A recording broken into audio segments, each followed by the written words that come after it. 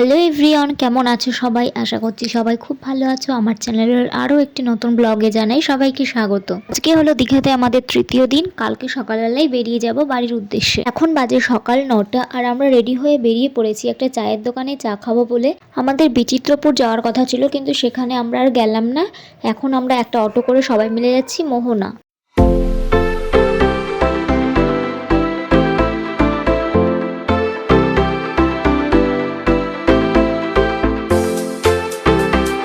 মোহনাতে গিয়ে আমরা সবাই একটু ফটো তুলে নিলাম আর এখন সোজা চলে যাব নিউ দীঘাতে। ওখানে গিয়ে স্নান করব। আরো অনেক জায়গায় যাওয়ার কথা ছিল, কিন্তু এবার আমরা যাচ্ছি না। নিউ দীঘাতে চলে এসে অফ সিজনে আম দেখে প্রথমে কুন্তল কিনে নিচ্ছে একটা আম মাখা।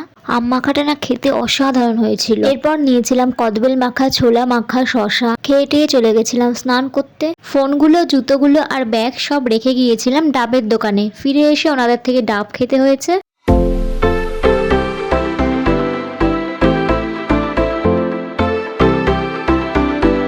স্নান করে ফিরে এসেছি 4টের দিকে। এখন একেবারে রেডি হয়ে গেছি। এখন যাব লাঞ্চ করতে।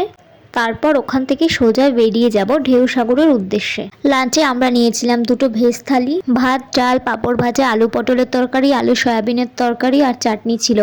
আর এক্সট্রা আমরা নিয়েছিলাম ডিমের অমলেট। এখন আমরা টিকিট কেটে ঢুকে পড়েছি ঢেউসাগরে। এবার নিয়ে আমার সেকেন্ড টাইম ঢেউসাগরে আসা। আগের বছরও এসেছিলাম।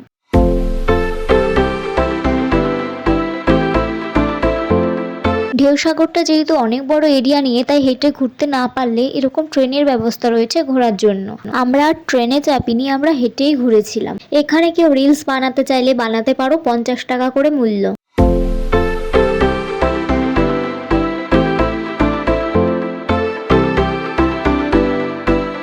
আর এই যে এই ময়ূর জাহাজটা, এটা কিন্তু একটা স্টেজ।